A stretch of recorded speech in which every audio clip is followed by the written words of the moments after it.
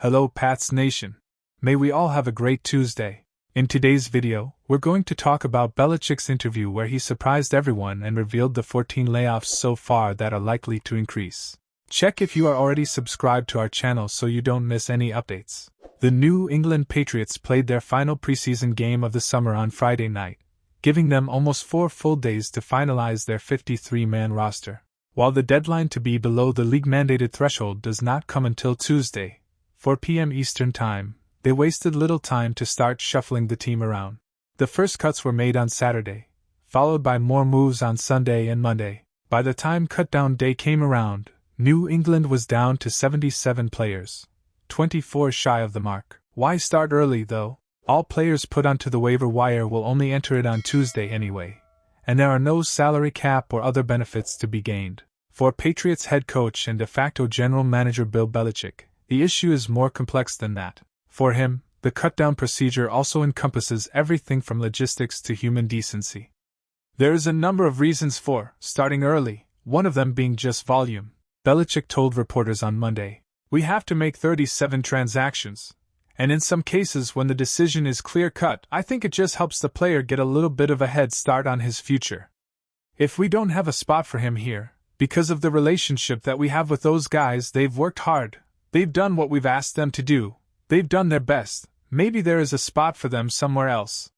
We're giving them the opportunity to get out there a little bit ahead of the pack, and at least now they can start putting some feelers out, and their agent can start to work on it. I know that the transaction doesn't become official until later in the week, but when a player has been released, he has the opportunity to start to look to see if there is going to be a practice squad opportunity, or something else somewhere else in the league."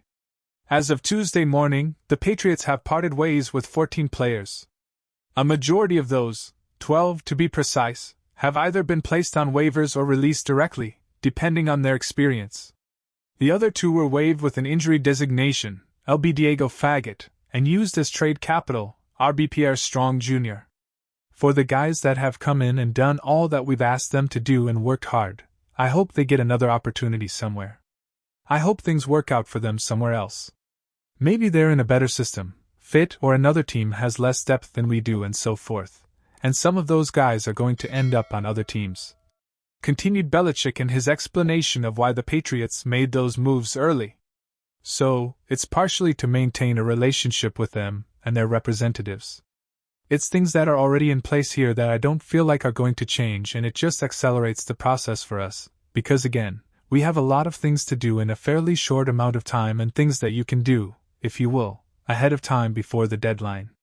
I'm sure things will get crunched at the end, and I don't want to not give those players at least the time and the courtesy of an explanation and the decision, a closure to it if you will.